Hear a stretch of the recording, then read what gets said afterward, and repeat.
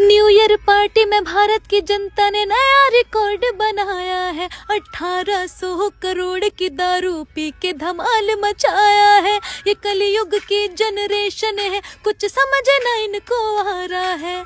बाप शर्म से शर्मिंदा बेटी ने घर ले जा रहा है, बेटी ने घर ले जा रहा है।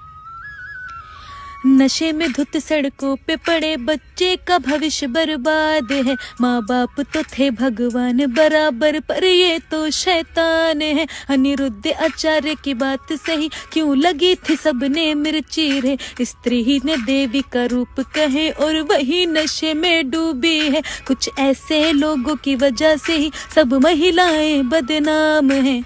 नंगापन और बेशर्मी यही कलयुग की पहचान है।